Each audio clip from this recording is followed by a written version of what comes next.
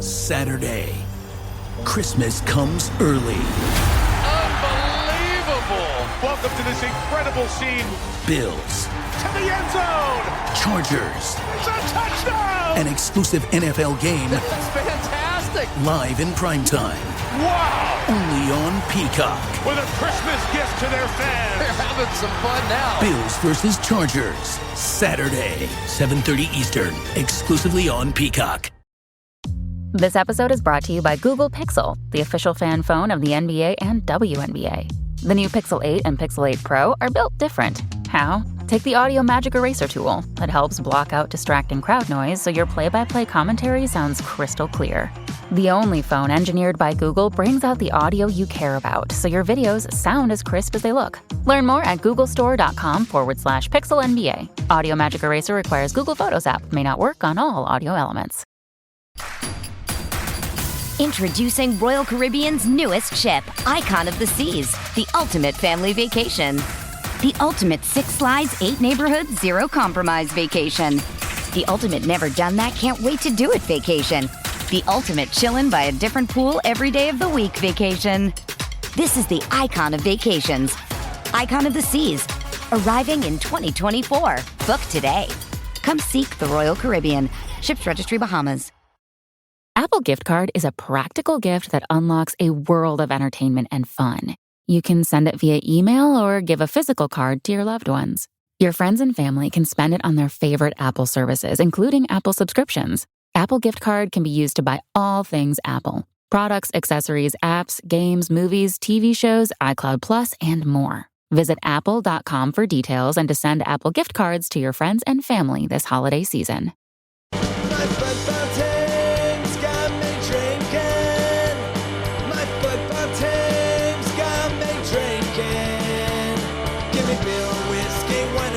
Anything to shake this mood I'm in. My football team's got me drinking. Back at it again with another shade of blue. My name is Cody Bradley, Thad Bell, Robert Russert, David Greenwald are all here. We are part of the KC Soccer Journal. Everyone made it through the media game. We survived right before Sporting, Thad says, right before Sporting ripped our hearts out against RSL and then again last night. But let's get started here. David has a mystery question. It's a mailbag question that I am not allowed to know about that he couldn't put in the rundown for me. We don't do mailbags very often. No, we don't. But we have one. It's from David in Overland Park. And his question is for Cody. And the question is, Cody, where the hell were you last time? You just disappeared. Were you kidnapped? What happened? The people need to know. Signed, David in Overland Park. It's totally not me, by the way. I had to go out to Lee Summit to be with my family. Just a very unfunny thing that I really wish. And why were you not responding to texts or any other messaging? I wasn't by my phone. I didn't have my phone with me. At all? Not until I got into my car and was on the way home. You know, as your friend, I want to believe you.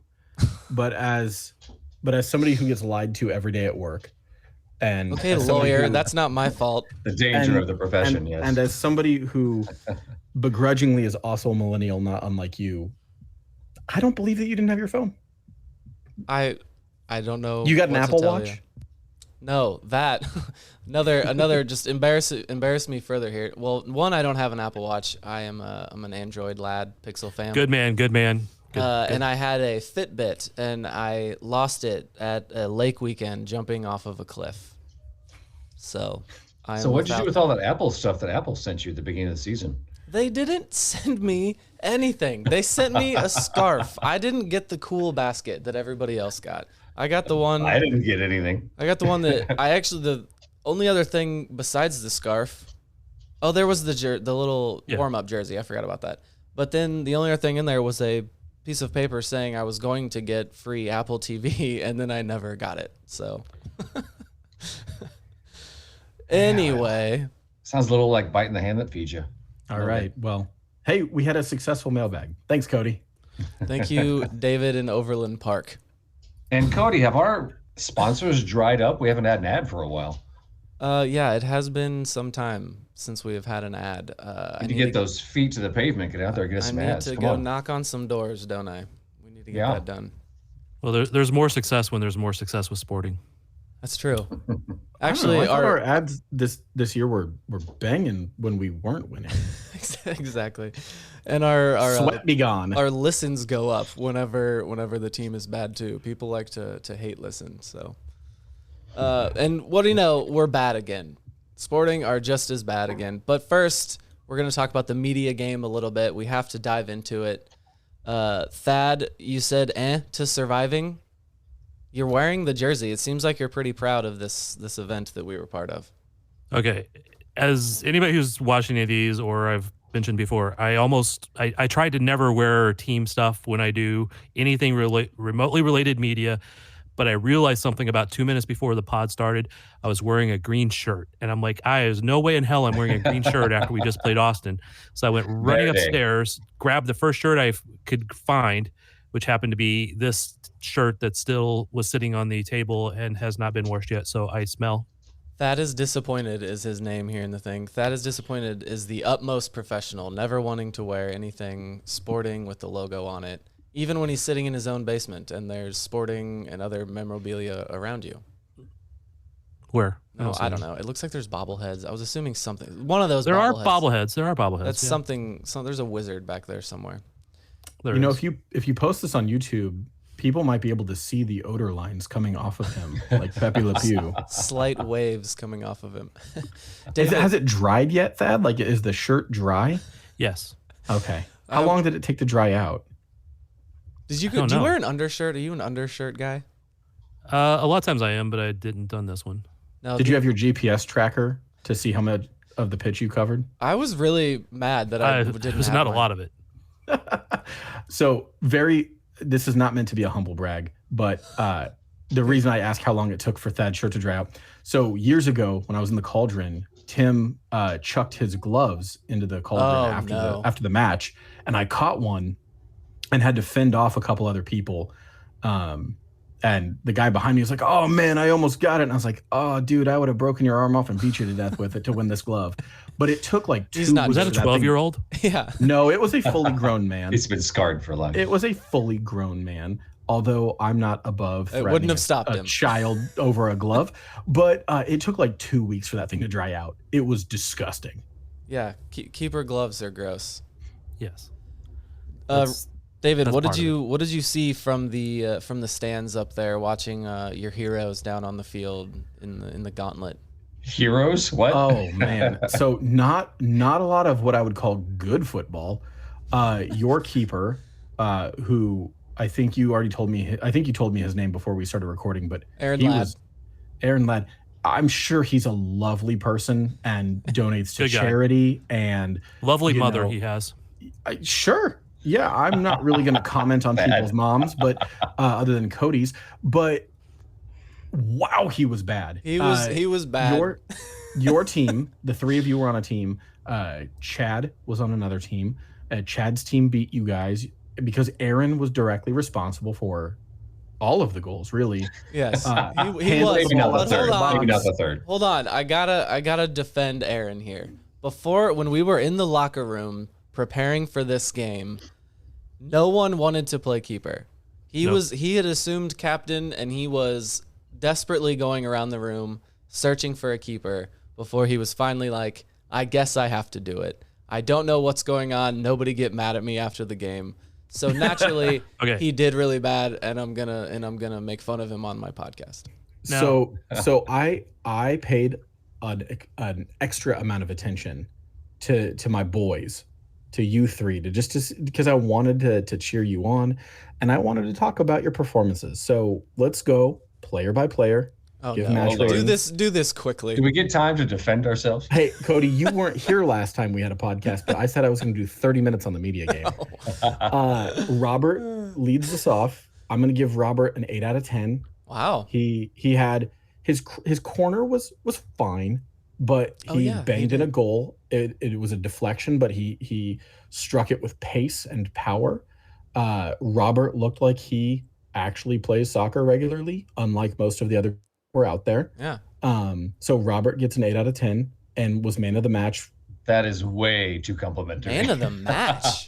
Robert, I think Way too you complimentary. need to go back and see what some of the other people were doing. No, the man Oh, of hey. the match was the woman of the match. We had a former Mexican national team player on our team, and she was controlling things for a while.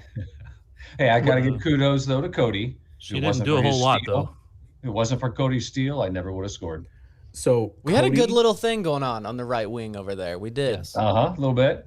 Him and Cody- that other guy. I don't know who that other guy was, but yeah, he was there too. Yeah. Cody's performance reminded me a lot of like 2015 Dom Dwyer. Like at one point he take was it. all by himself, waving his hands, shouting for the ball, and nobody had the courage to give him any service. Daniel Sperry. Sperry. Daniel And- Sperry. Oh no. Yeah, Sperry wearing the 10 shirt, just not pulling strings. This it's not just this game. I He was recall pulling his own strings. the last game we played with Sperry. He gets the ball and near the box, he's gonna just dance around until he gets something. He likes to keep the ball at his feet. I yelled at him for being a ball hog afterwards. There was one, literally like wide open. No one else was even there. The goalie wasn't even in front of the goal. All he had to do was tap it over to me. Easiest goal in the world.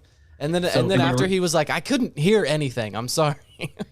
So Your Cody, I thought- reaction to no pass was very clear, Cody. yeah, Like, it was "Hold really up." funny.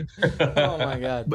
But so Cody, I can't score you high because you didn't do a ton. You didn't get a No. lot of enough touches to I didn't. to score high, but your off-ball movement was great. You did a lot of the Kyrie Shelton things, the things that a Yes. coach would appreciate, but the fans might not Backhanded notice. compliment. There we go. There we go. No, It's more like a backhand and then a Cody compliment. Cody deserved more service, and I lost $5 because I was betting on a brace. Who And then bet Thad- you $5? Nobody, I bet myself Okay. $5. Yeah, how did Thad do? Tell us I about was- It goes to the fine jar. Fine jar. Thaddeus. I Thad suck. got hung out to dry a lot. He at points was the only person back playing central defense. Did he touch it? Did you touch the ball? You did. Okay, I The ball remember. touched me. I rember one point you did. Yeah. But Thad, I think, is directly responsible for a goal. He let the ball roll through his legs. He almost like dummied it, I think, expecting the keeper to come out and claim the ball. No, I just missed it. Oh, well, okay. I was trying to give you credit. Yeah, you How could have did left that Aaron out. get responsible for all three, and now I get responsible for one? That math doesn't add up, man. The math doesn't have to math in the media game. But Thad was out there kind of by himself. I don't know whose job it was to organize your back line, but it was bad. It was not organized.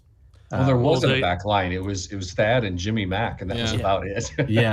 Yeah. It was obvious. And I think the score reflected the lack of support from the fullbacks, the lack of a defensive midfielder. Cody, that's a fine. Double fine. So all in all, I think, Cody, that's another fine. I think the worst score has to go to whoever captained that team. And since you're telling me it was your keeper, I'm sorry, Mr. Ladd. We've never met, and I apologize because I'm not trying to drag you, but it's your job to organize. It's your Yeah. job. Look to who's stop holding the shots. captain's armband. We're giving. Oh, was it Robert? It was given to me by Sperry. Yes. Robert. Well, were you captaining during the match, or were Yes. you? He wore the armband. I wore it, but yeah, no. Oh, that 8 goes down to like a 3. I'm not gonna take Yeah. the fun out of it for everybody else. No. I no. want to give Aaron Because Ladd. you give them credit, but then how much did they come back and help on defense at all? Well, it was okay. So Hey, I went a back bit. there So once. Cody, I have a question for you. Oh man. What is it like to make a full trip down that pitch and try to come back? Yeah, one up and down. And like I'm obviously not a professional athlete.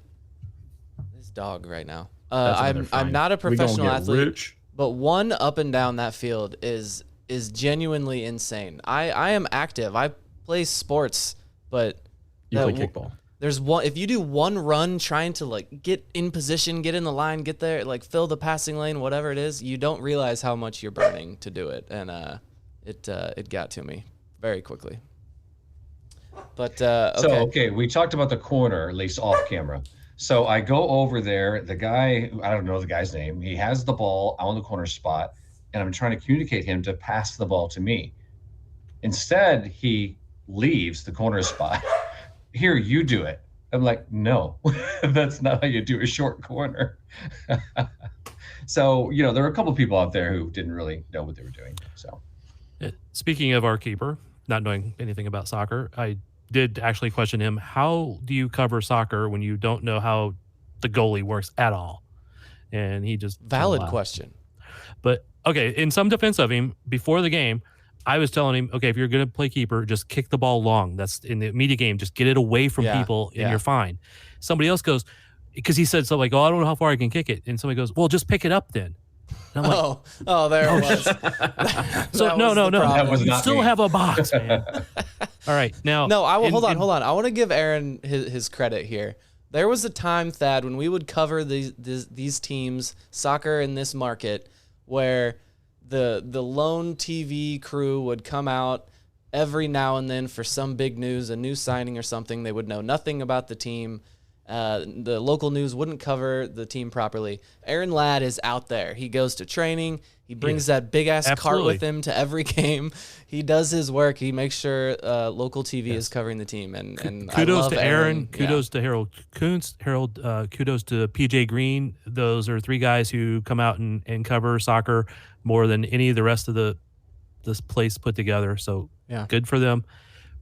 But you should still at least know the keeper can't come out of the box to pick the ball up. The box thing, come on. That's a number one thing of soccer, isn't it? All right. So no, and David, you had your time. I'm doing a little bit of rebuttal here. I sucked. I'm very disappointed in how I played. I am a not even a shadow of my former self in being able to play, but I still want to go out and have at least a tiny bit of fun. But in that, I did block 2 shots and 1 cross. Okay. And when the ball was picked up by my keeper, who then went back in goal and rolled it out to the guy to take the start the play again, I did my best Dallas/Houston/Orlando shithousery, touched the ball away from the guy so he couldn't just reset it really quickly because we had no defense. Then he picks the ball up and looks at me and goes, no, it was a handball. I'm restarting. I said, I know exactly what you're doing, man. I'm trying to stop it. Then I stood there about a foot away from him. He starts looking extremely shocked that I would do such a thing. And our referee, who actually passed the ball to the other team, who had yes, he did. Oh, we're fighting for a win, and 3 more players than us. Oh, God, was it just 3? It felt like way more than that. I was told it was 3. Somebody said it was 5 earlier, but we later on did a little math, and it was 3, I believe, because 2 people just decided not to show up that night, both from our team. Someone else's dog here is deserving of a fine. It's not just me. The dogs are taking over this pod. I hear a whiner. Is that Robert? Not that I'm aware of. Someone's dog is whining. He looks pretty content to me. Or a child. I tried to draw a card by just standing in front of the guy and preventing him from doing the retake until we got some defensive help. And I just started slowly edging back, and he crossed it into somebody who, Actually, he took the shot on goal because Aaron basically just let it go through his hands. Yeah, so I have a question. I have 2 questions. One is, oh my gosh, how much shithousery is appropriate for a media game? A lot. As much as I want to have fun doing. Okay. And number 2 is there trash talk on the pitch? Because here's why I ask. Because as I was paying attention, at one point I see Sperry walking or lightly jogging around the center circle, and next to him and visibly talking to him was Chad Smith from Chad got nutmegged. Have we said that yet? I just want to make sure that got said. Chad got nutmegged. And I did not see Chad get megged, but I believe you. But I, in my mind, would like to think that Chad was talking trash, and I'm just curious, Robert, after you scored, were you chirping at anybody? Cody, I mean, you seem like you would be. No, he came over. He came over. No, to shove David, me. I did accidentally flip the camera off. That was, the camera that somebody was carrying around. I meant to go 2 to go, and I went like this, 2 to go, and I was like, oops. How do you mess that up? I haven't seen it anywhere out on social media yet, but yeah. You were so tired, you lost your control of your motor skills and couldn't put 2 fingers up. But I did see Cody and Chad pushing in the box. Yeah, he came over to greet me because he didn't want to get scored on again. He didn't want me to posterize him again like I did last year. Okay. Yeah, good for Chad, man, because that's exactly what I would have been doing. Yeah. Is, going over. Because I remember when I defended you, you decided you wanted no part of being near me, and you went like 20 feet away from me. Yeah, that did happen, but it was because there was no one over there. I was floating to the back of the box in an open space, and then the Robert's corner did go long. So, what is that rumbling? Thunder outside my house. Oh my gosh, are you okay over there? Yeah, we're Your good. shelves are rattling. Okay, are we We rolled done through with, here a little while ago. So are we done with the media game here? I can't tell if our listeners are like, shut the hell up about the media game. I can't tell if that's true or not. Hey, the first 4 minutes were probably the worst 4 minutes of my life on the soccer field. Not the last 4? The first 4. Oh, you were just because you were I playing. scored in the last 4, so that was better. I see. Cody, But, yeah. Cody, you don't read the site, because if you read our site and you read the comments on the last pod, the people want the media game content. Okay. They were demanding it. They crave the media game content. Okay. Good. 3 comments is not a crave. Yeah, that's my. I was just It's gonna. all, all relative. It is relative. That's why we all don't. 3 comments on the pod were about the media game. That's why we don't do the mailbag, because people don't comment like that or reply to things like that. So. But maybe they will now, thanks to David from Overland Park Yes. opening up the floodgates. Yes. Thank you. If you to guys have David. mailbag questions, let us know. Okay, let's talk about the actual game that night. Very briefly, the disappointment of the RSL game. Robert, you were part of the recap. You guys double teamed the recap, I think. What do you think of that RSL game? Yes, unfortunately, I didn't know how to give David credit on the thing, so that's something Thad's going to have to show me later on, how to give David credit. But David came up with what did you say? Russell put the defense in a blender. That was a good line. I like that. Thank you for that. Most of his notes were about the media game. But anyway, yeah, I mean, for a minute there, guys, Russell's 2 goals were like, okay, Russell is back. We've got Polito back. He's scoring. And, if Russell's going to be back we're in good shape, right? And then, well, our defense did what our defense tends to do. So, yeah, that was basically the story of the game, and 2-2. The defense was, again, the story against Austin last night. Thad, which is your? I see that Thad is disappointed. Which game are you more disappointed by, or is it just an amalgam of both?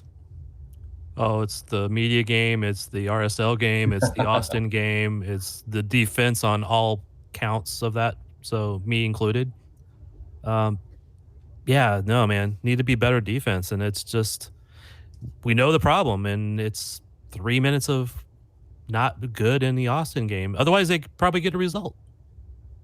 So the problem is a brief lapse in judgment where they lose focus for 3 minutes. Is that what you were indicating? Or it's just we know the problem is just that the defense isn't good enough? I think I indicated a little bit of both, but in the Austin game, it was 3 minutes that they got the 2 goals. Not good play there. There was other instances of not great play, but it was the 3 minutes that they were scored on. It seems like that's been the case for a couple years now, where it's like the defense is good until they're not. Like they'll go 3-game stretches where they'll give up 1 game or 2 goals over 3 games or something, and then it's just they look good, and then all of a sudden in a 3-minute span they give up 2 goals that look like how do they not do this every 5 minutes? So we're giving up goals in 2 different ways. There's moments where the defense just switches off, and that's been a problem for a couple years, where Issy Marin was bad at it on set pieces, a lot of ball watching from him. Last night against Austin, it was Fontes switching off and letting Giassi Zardes just be unmarked in the middle of the box. And Danny Rosero giving up that second goal to RSL. I know some people think it was a foul. My personal opinion is that it's not. It's that he switched off. He stood on the ball, then he took a sloppy touch, and he allowed Anderson Juliao to come in and rob him, right? And he just set himself up for failure. So switching off and not staying focused for 90 minutes has led to a bunch of goals. And then the other type of goals we're giving up is that when you play a possession-based system and you don't have super fast center backs, like when you've got Fontes, you can get stretched out. And RSL's first goal was an inch perfect through ball. I mean, that guy, I know the Cauldron booed the center ref thinking he was offsides, but he was on, and it was a tight call, but it was a perfect run, a perfectly weighted through ball. And Fontes isn't fast enough to catch up to somebody. So when we're pressing forward and we've got numbers ahead and a team wants to hit us on a counter, we're susceptible. Because, we just don't have fast enough defenders to recover like we did when we had Ike. Okay, so you can talk about, we've talked about speed of, running, right? But Rosero isn't exactly the kind of guy who has a speed of thought that reads the game tactically well. So he should know Fontes' weaknesses and he should be able to, compensate for those, right? But he's not that kind of a center back. He's not a high soccer IQ kind of center back. He's a physical guy, lackadaisical on the ball, obviously. So this combination of those two just is not working. He would be a very good third center back. Rosero is the third center back, you're saying? Yeah. I think a lot of the reaction, I don't want to get, we're going to get post-game audio from Vermes for the Austin game and talk more about that. But I think a lot of the reaction has been just like the entire defense is bad. Like we don't have any good central defender. And I don't think I subscribe to that entirely. I think I may be higher on Rosero than some other people are. Robert, I think you nailed exactly the kind of player he is. It's not the high IQ, but he can do some desperate last-ditch defending. He had at least one of those in the Austin game, a great block. And he can score from set pieces. And oh my God, that is so And he has a long refreshing. leg that he can bicycle it back over his head right. multiple times a game, but he sometimes misses those, and then it. He is goals. very athletic. We can also talk about a roster overhaul or things like that, or what is needed.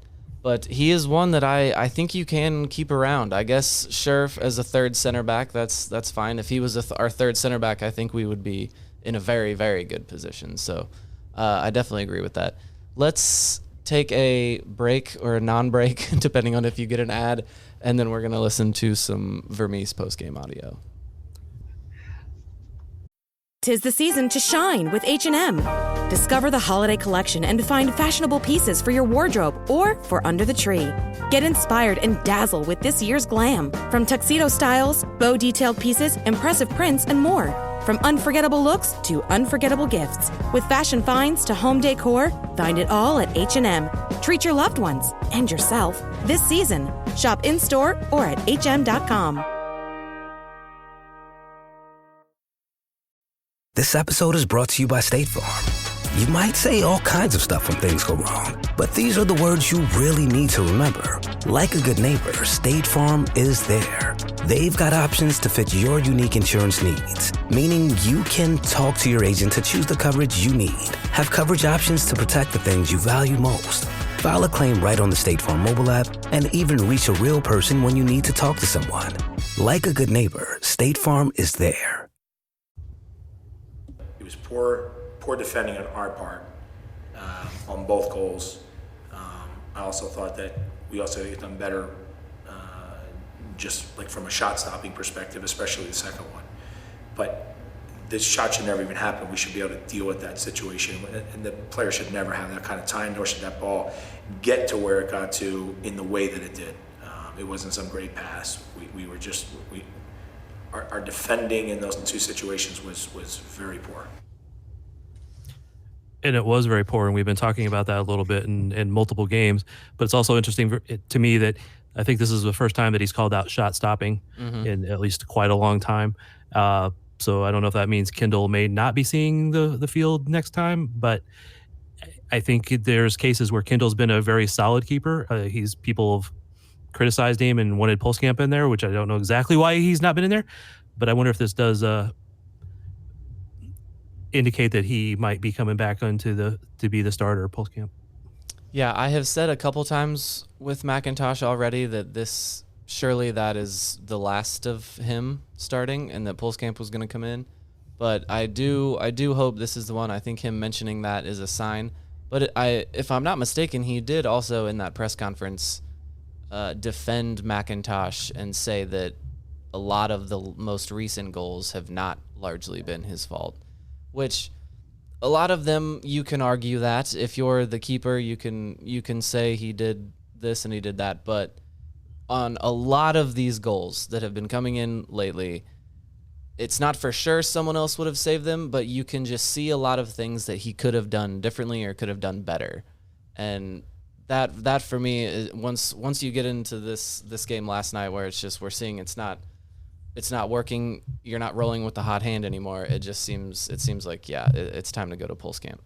And at the MLS level, you want a keeper to be at least spectacular once in a while. Yeah. And Kendall, Kendall gets probably more criticism than I think he deserves, but he doesn't catch the ball often enough. So he punches it back out, and that sometimes put it back into play. And he's rarely ever spectacular. So I think that's where an improvement can be made. So it's not McIntosh's fault on either of the RSL goals because those were essentially 1v1s. And I think he got chipped and then on one and got slotted on the other. It's a little unfair to criticize him on the first Austin goal by Zardes because it was a header down and he gave up a rebound. My criticism of him is that a better keeper parries that ball out of the center of the box. Yeah. And I think McIntosh gives up a lot of spills, a lot of rebounds to the center of the box instead of pushing them away. And I think he parries and punches some shots that could easily have been caught. One of the early RSL shots in the first half, he essentially pushed all the way out of bounds across the side, but it was a shot from distance that didn't have that much on it that Tim would have just caught. And so I think that's a problem for McIntosh. McIntosh's distribution is fine. But for me, the difference... Robert did not like that one. I don't care. Sorry, Robert. I'll get my piece. But if you look at like the advanced goalkeeping stats, McIntosh is bad, right? So the one for me that I look at for a keeper is post-shot expected goals minus goals allowed. And so what that means is that it's expected goals based on how likely it is the keeper to save the shot minus the goals that you gave up. And on the year, McIntosh has a negative 3.3. So positive numbers mean that you either have better luck or an above average ability to stop shots. McIntosh is minus 3.3. By comparison, this year, Pools Camp is 0, but last year was at minus 1.9. The year before that was minus 1.7. And then to give you context, Tim Melia in 2018, which was a strong year for him, he was plus 8. And then the next year was minus 3.3. And he was plus 2.4, plus 2.9.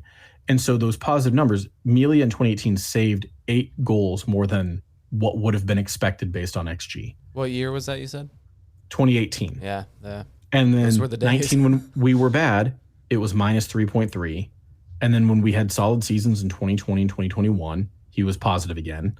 Last year was negative again. And so, part of that is what's the XG that you're looking at? If your defense is bad, they're going to be giving up better looks in the box. But McIntosh isn't out here winning us points.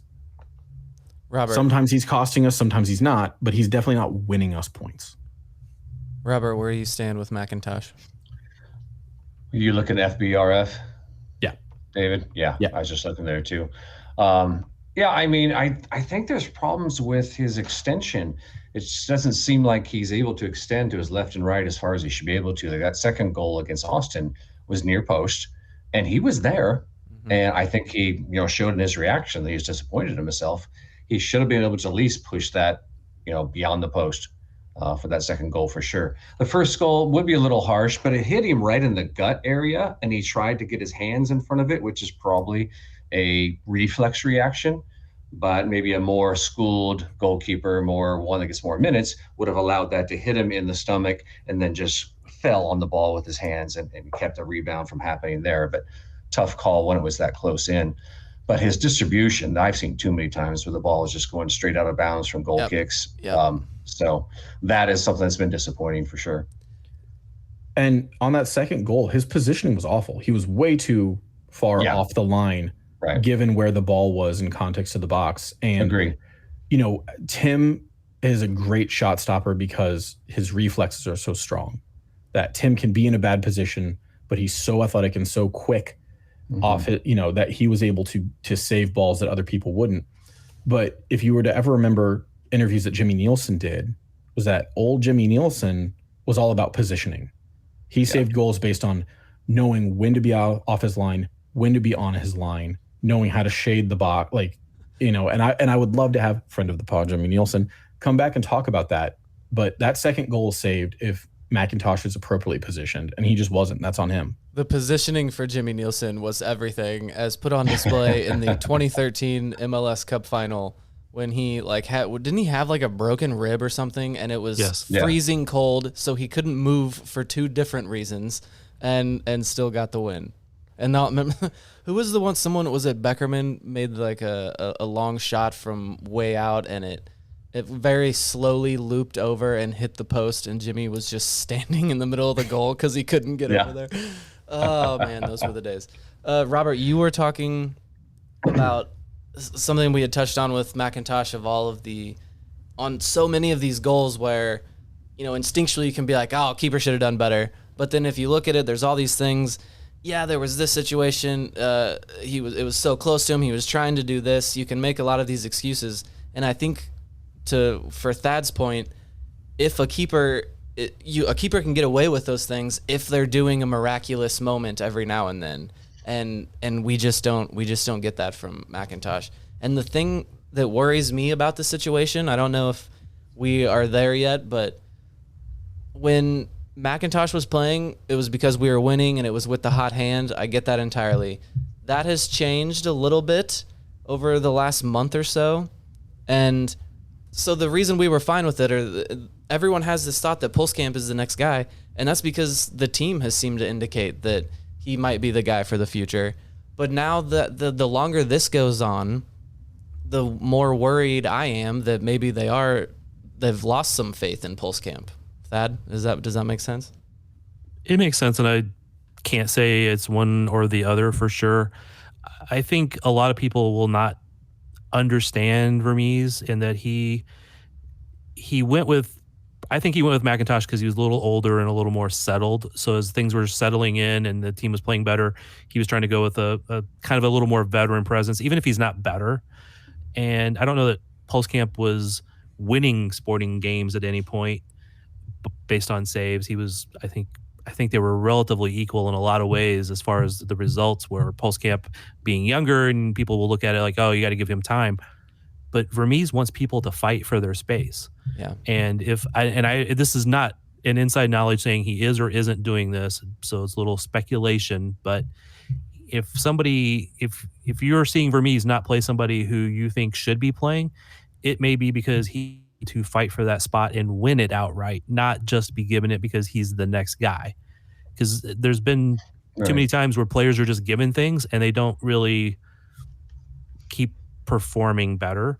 Now, sometimes you lose guys like that. And I mean, I can probably point to a couple guys who are playing in USL right now that could have been playing here, but didn't fight for their time hard enough.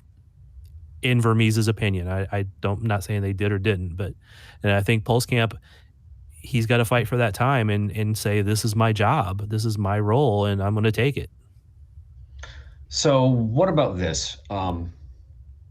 Against Austin, we had Davis and Johnny's on the right side of our defense. Not exactly what I would call great guys at stopping crosses, for one. And then Radoya, I don't see as being, we haven't had that midfield destroyer for a long time, since Prime Roger probably.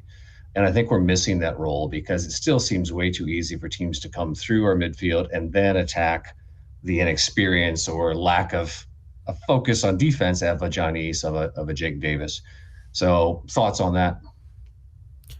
I'll jump in there. I do think Radoya has been not necessarily a destroyer, but he's been stronger than, say, Ilya was. Yeah. But I think Radoya is nowhere near MLS 90-minute game shape for freaking August. Or July with the Heat. So he's, he obviously wilted, I think, in the last couple games. And when he's in versus when he's out is usually a sign that in most of the games Redoya's been in, he's been, if the team's played well, when he's left, that's when the goals have been given up. So those late goals has often been after Redoya's left. Obviously, in this last game, that's not the case, but I just don't think I don't think he's capable of playing 3 95-degree games in 8 days. That just, some guys never adapt to that, and it takes a while. They do have a full week off this week until the next game. It is Cincinnati FC. That is at Cincinnati. Yes, at Cincinnati. And then we start. That'll be an easy one. Right. Bloodbath. Right. I still can't believe how good Cincinnati is being. The two conference leaders right now just absolutely blow my mind. We don't need to mention the Western Conference leader. Well, when Cincy was so bad for how many wooden spoons did they win? Yeah. I mean, 2 or 3 in a row. Doesn't feel right. It feels wrong. I was thinking it was 3 or 4, but yes. They were so bad, but you build draft picks, you build TAM and things from trades and stuff like that. So, all right, I have a trivia question then. You talked about our next game, Cody, but 27. You glossed over the All-Star game. When's the last time Sporty had an All-Star? Oh, yeah. Probably Graham Zusi was like the last one, probably? Probably. Or was it Ilie? Did Ilie Do you know the get answer? one? I do not know the answer. That's how bad it is that we haven't had an All-Star for that long. So you came up with a trivia question for which you did not have the answer. I think Ilie is the answer. So Thad gave it to you. Or was that you? No, that's I didn't. My hypothesis. Mike Kuhn, where are you? Well, hold on, though.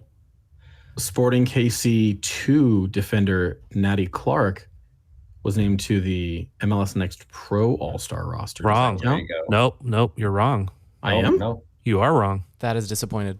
How am I wrong?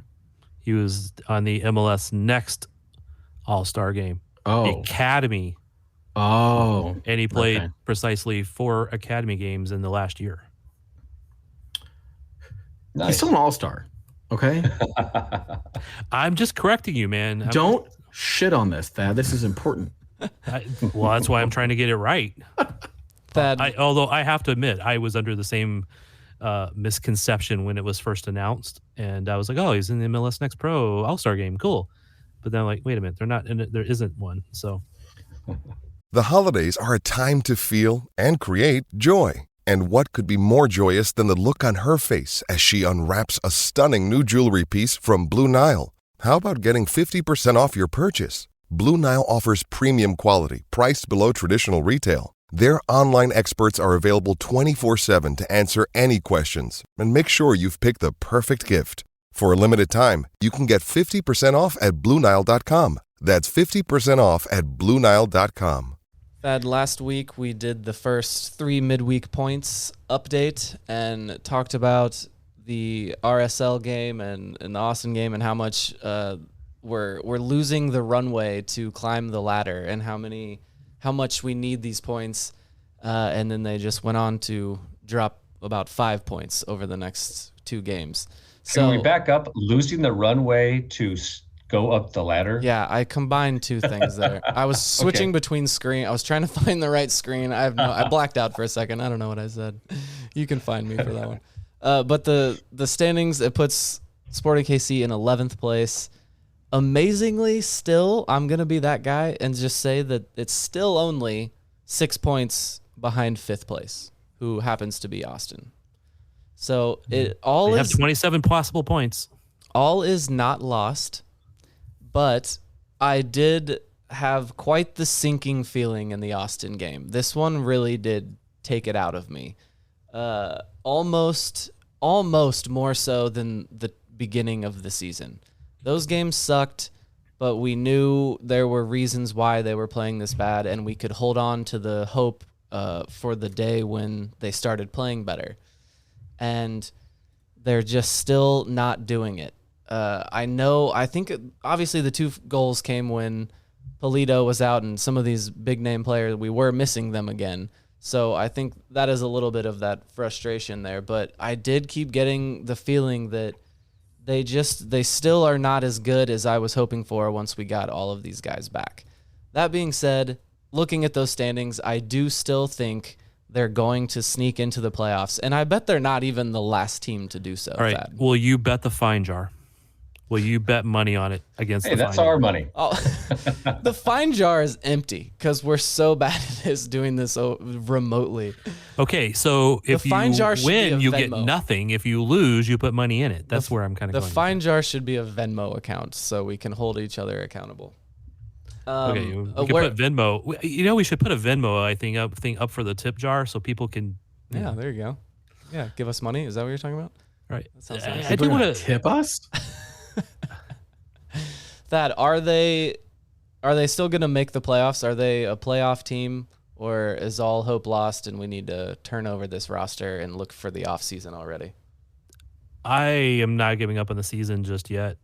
I have hopes. Not going to say they will make it, but even last night, man, after Rosero scored, team started actually looking good for a while. I was like, hey, maybe this will be the flip of every other game that's happened recently, and Polito and Russell was going to come in. I had hopes that they would come in and notch at least one goal and steal a point. That would have been nice, or even 3. But man, it just didn't happen. So I don't know. That is disappointed. I am disappointed in that behavior, that performance, man. I expected better of you guys. So 538 no longer is doing sports predictions due to layoffs at ABC and Disney. But so the last time they updated their site was June 12th. On June 12th, somebody just has to click run. Like, didn't somebody just have to go to a spreadsheet and hit enter to make those update? Like, it's all look, man, I'm a lawyer. I don't do math. I don't know what is involved in creating those calculations. Is 538 part of ABC Disney? Mm-hmm. I don't think I knew that. I didn't either. So, as of June 12th, at whatever time, Sporting had a 61% chance of making the playoffs. And since then, have dropped points. So, can we buy 538 if they're not doing it at ABC Disney anymore? Can we buy them? With what? No, money? 538 is still a website that does other news. They just aren't doing sports predictions. Well, I'll just take that part. I'm sure we could monetize it somehow. Shout out to Nate Silver. I like Nate Silver. But so that percentage will have gone down because I don't remember if their prediction was before or after.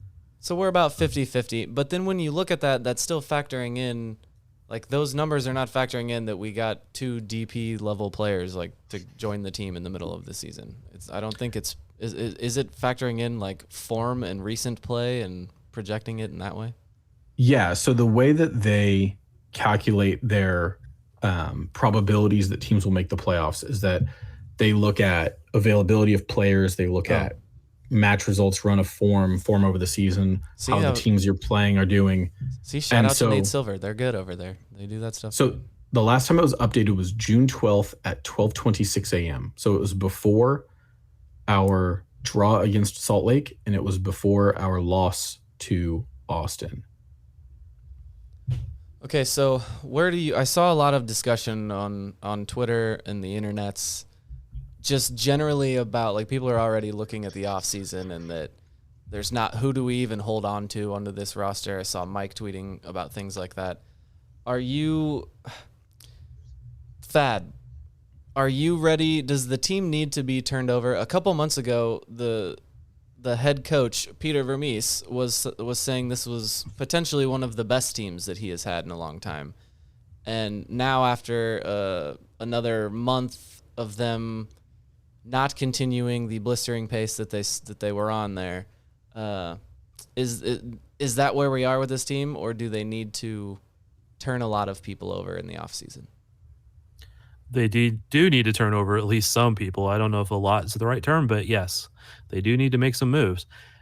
You can say it's the best team, one of the best teams, but man, Vermes is not one who just completely 100% outright lies, but he is still coach speak at times. Oh, yeah. He's not going to sit here and go, oh, this team is very mediocre and I don't really expect a lot out of them when he's hoping to get them to do a lot. I mean, that's just coach speak. So name names for me, Thad.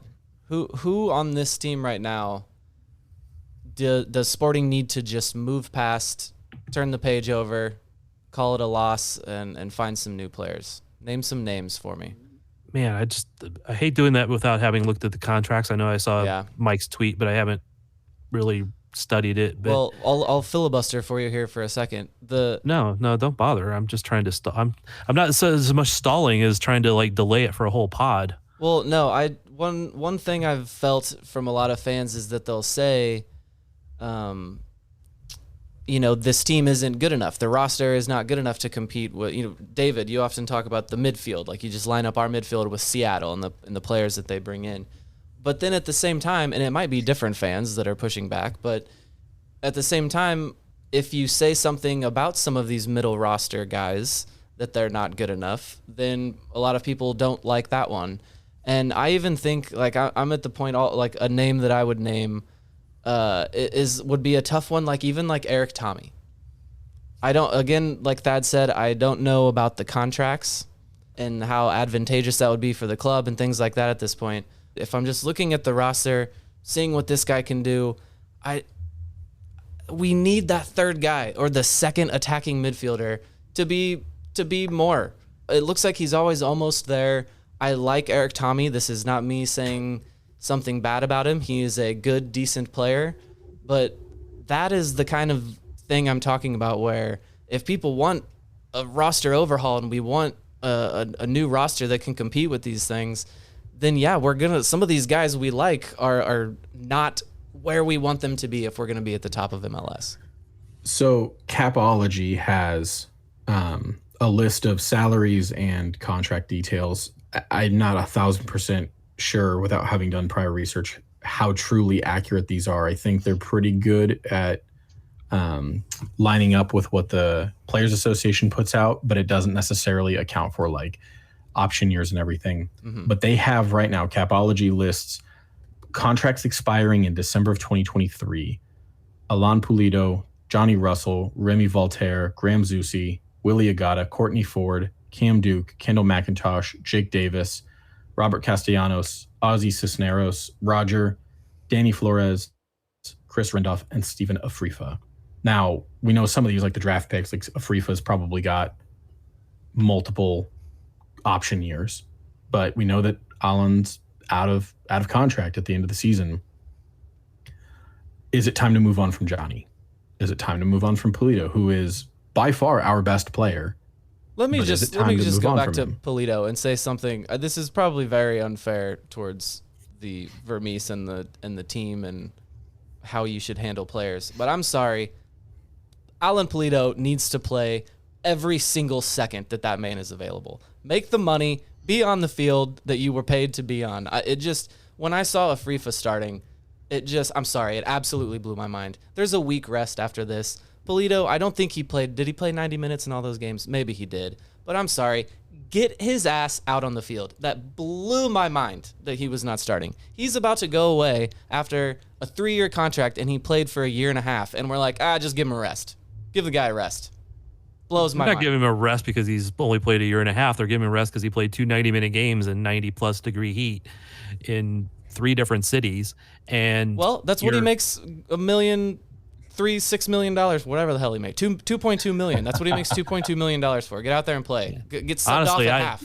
When I saw that lineup, which I thought I was going to have, I thought that's what was going to play after I saw a little bit of practice the other day, but I thought that was one of Vermes' well done moments, is he managed that and like, okay, you're going to bring these guys on at halftime, give them a little rest and let them come on a little bit fresher. I get that, but I'm sorry. That man needs to play every come minute. on. We got to at least like give Vermes credit for some logic when he does it right. I know. I said I was being unfair to him when I We get mad when he doesn't rotate, and Cody gets mad when he does.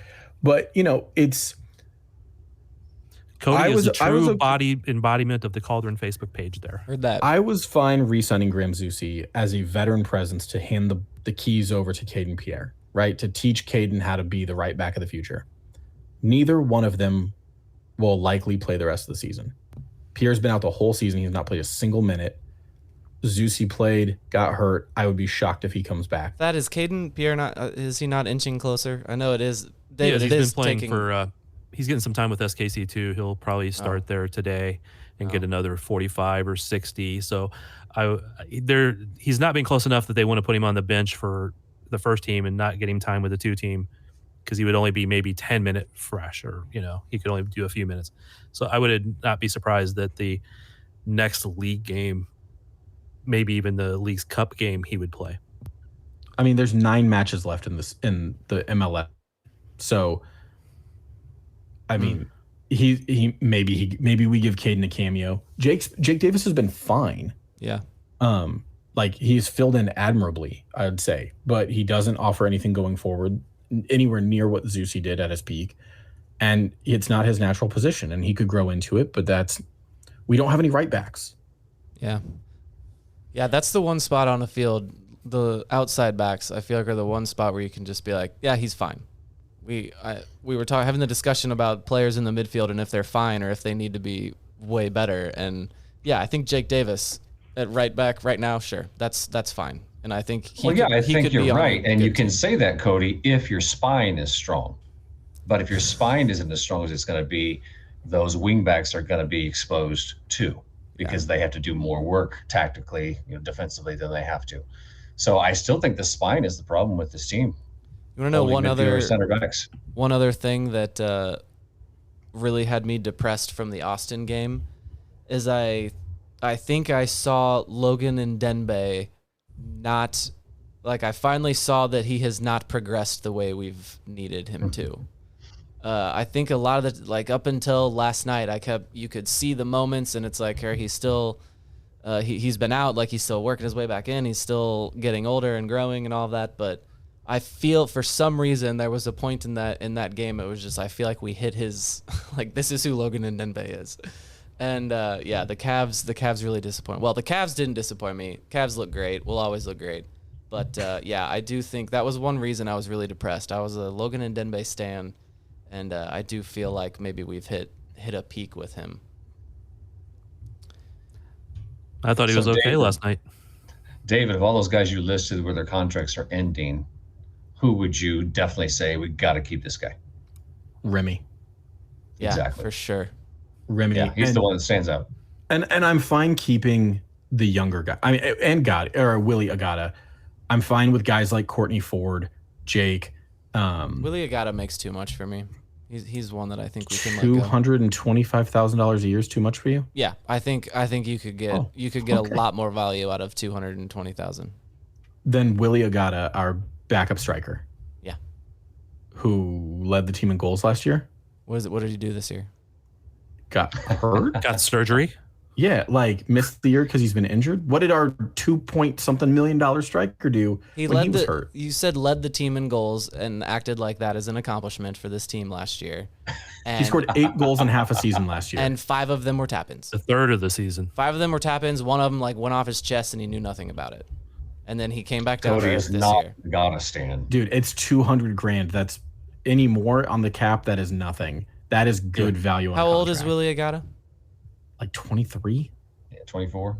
Okay. 23. So wait. Have you went from keepers are not worth anything to forwards are not worth anything? I mean, no, I don't think I've ever. No, he can just stand there and have the ball bounce off of him. We don't need to pay a guy that played the number 9 spot. Wait a minute. Isn't that what Sporting did with another guy that was playing center forward a lot? Yeah. No, Cody. I don't think. Come on, what are you? Are you like Reddit and Cauldron Facebook page all combined today? Like logic is everywhere, not like any flow. And then I think that is disappointed in you. I love Johnny. Johnny's probably not the best player to ever wear the kit, but Johnny loves the club. I think with his full heart, and he's so fun. But it may be time to call it a day on Johnny. Yeah, I mean, Johnny off the bench for the next 2 years sounds awesome. Sure. But also for less than what he's making, right? Zusi, I like Zusi. I think he's a good dude. And there's a spot as a veteran presence, like Roger's making $80,000 a year. If Roger wants to be on a bench player and just be a veteran presence who gets really spot minutes, there's value in that. But Zusi can't be relied upon to get big minutes for this team moving forward. I don't think he is. No, but I mean, he's making $300,000 a year. $300,000's a lot, huh? 220 is nothing. But for his production, yes. A lot. I'm ready for Cam Duke and Ozzy Cisneros to move on. And that's not that I don't believe in their talent or their abilities. Neither are going to be a best 11 player in this league. And I would love for them to prove me wrong. But Ozzy was a homegrown who has never broken into the first team. It's probably just time for him to find a change of scenery. Cam, I think we've stalled his development. I don't think we've done Cam any favors. And I just think a change of scenery would probably do him a lot of good. I don't know about Ozzy because he's in using a best 11 status for a homegrown player to be worth something isn't I think the right measuring stick there. And I agree.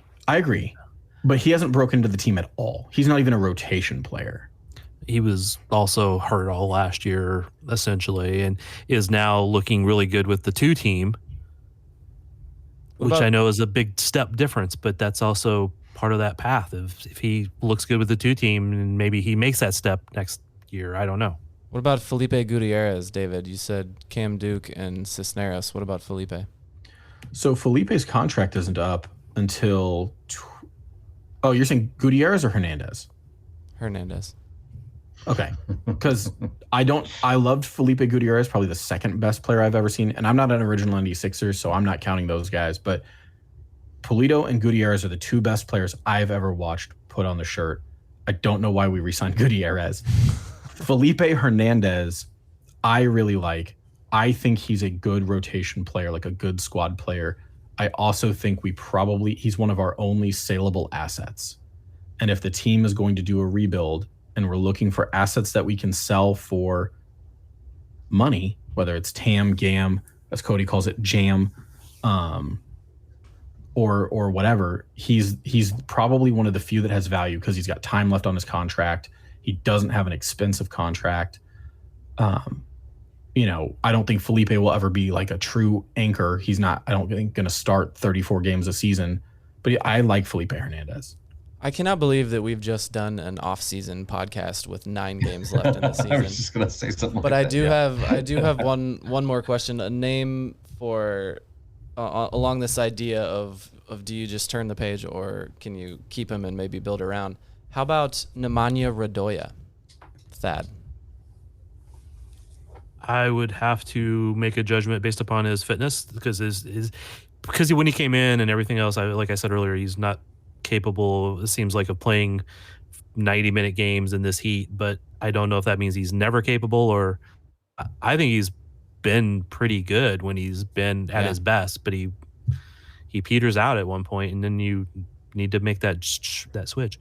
Go back to Felipe Gutierrez for a second, though. The little cameo he had last night, I thought he actually looked pretty good for not having played for a little bit. Yeah, he did. It was good to see Goody back out there.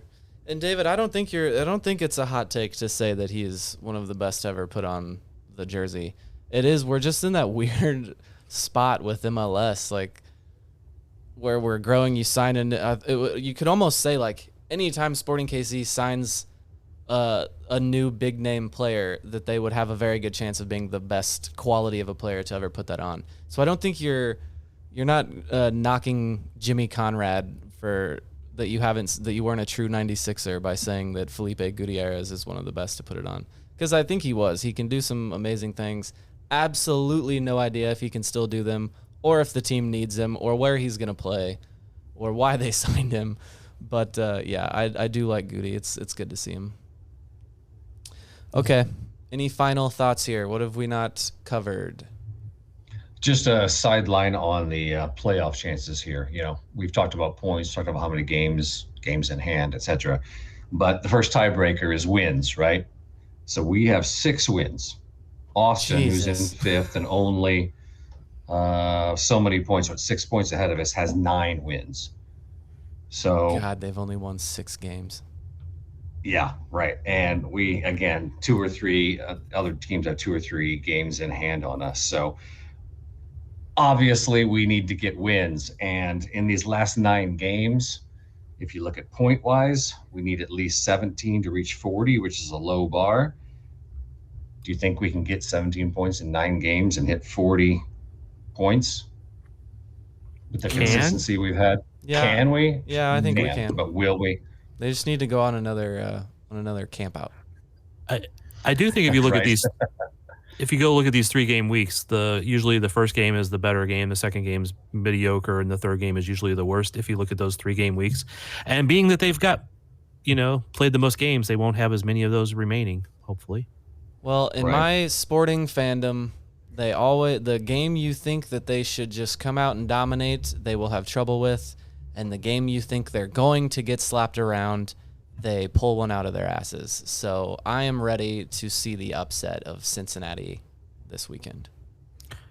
And so I know it's been mostly focused on Sporting, but KC Current have been struggling. So Sporting 2 is the most consistent team right now. They have only 2 losses in their last 10 games, 4 wins, 4 draws, 2 losses. I'm not sure how the extra point in there on those draws come into play in those stats. Yeah, we all suck. When do the Comets start? That will be very interesting too with a new coach. Well, so I do have a question.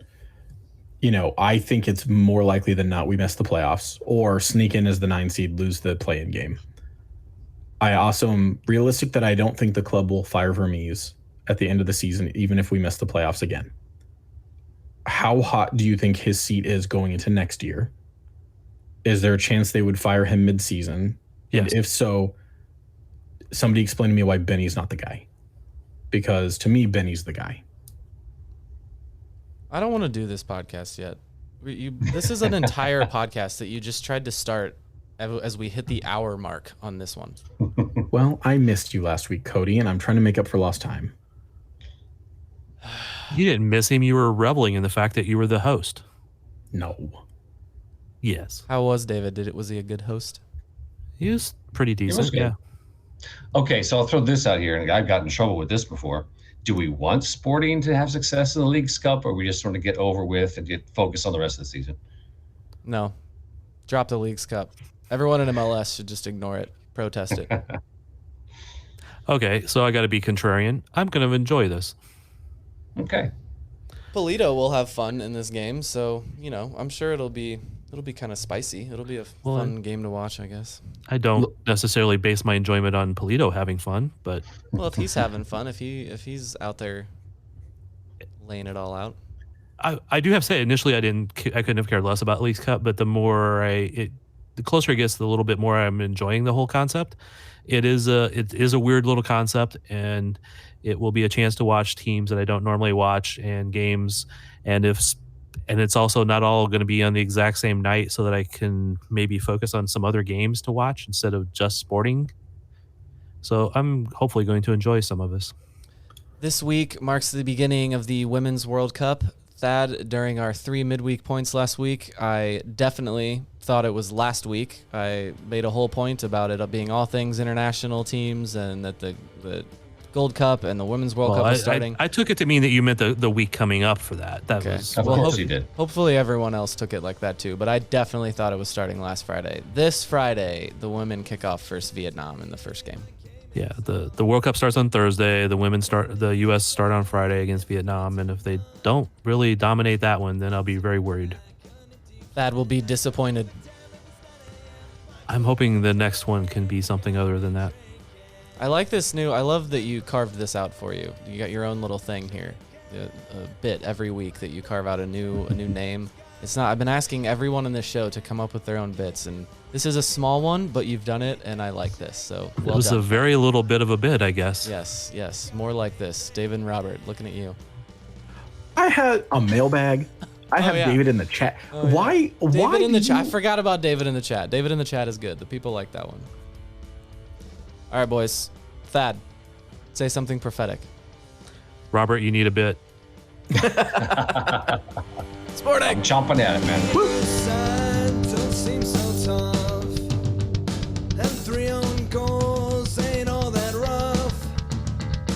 Our skipper has just been sent off. Supporters strong and all gone soft. My football team's got me drinking. My football team's got me drinking. My football team's got me drinking. Give me beer or whiskey, wine or gin, anything to shake this mood I'm in. My football team's got me drinking. My football team's got me drinking.